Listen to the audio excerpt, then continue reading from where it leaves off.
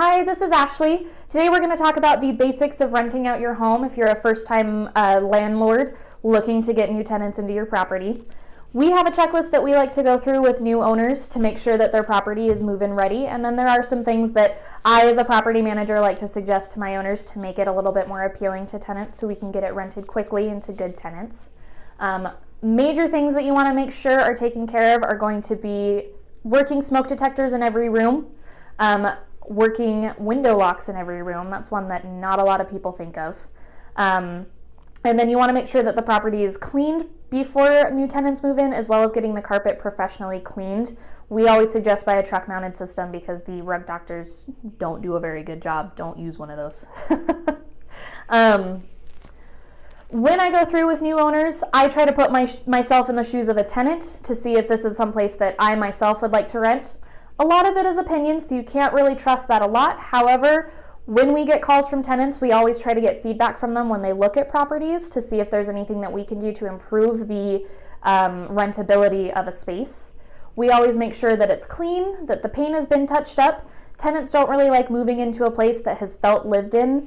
You can get around that with making sure that the paint is nice, everything is cleaned, the windows have proper window coverings, and that the unit doesn't have any kind of weird pet smells or stinky people smells. We get a lot of owners that they've lived in their home for 10 years and they're looking to upgrade, but they don't want to sell the home that they've lived in for so long, so they want to rent it out as a rental property.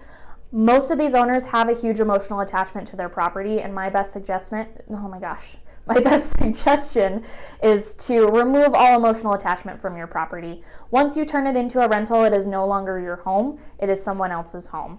A lot of times I have owners that they have rented out properties that they had lived in previously, and it was, the home that they brought their kids home to, or it was their first home after they got married, and they come in after it's been a rental for 10 years and see the state of the home and get really upset, and they don't understand that, within that 10 years there's been anywhere from 1 to 10 renters that have been long-term tenants, and the home just doesn't hold up as well with renters. That's just something that happens. We always try to weed out bad renters by getting landlord references and going through our rental criteria, but a lot of tenants don't treat rental properties like a homeowner would treat their home. However, with that, we can always charge the tenants back for damages that were caused that are above normal wear and tear. With renting out your home, we always suggest collecting deposits from tenants so that if there is something that they damaged something in the property that they damaged, we can go back and charge them for it if that is their responsibility to pay for, if it's above normal wear and tear. However, my biggest suggestion to owners is to remove emotional attachment from those properties. It's just going to end up making you more upset in the long run. Normal wear and tear is traffic marks on carpet. Carpet does in Utah only have a 7-year lifespan. So that would include traffic marks, mild staining, a couple chips in the paint here and there. Some nail holes is considered normal wear and tear. Things that aren't considered normal wear and tear are, someone punching a hole in the drywall or punching a hole through a door. Kids drawing on walls is not considered normal wear and tear and would be considered something that the tenant would have to pay to correct. Breaking light fixtures is not normal wear and tear.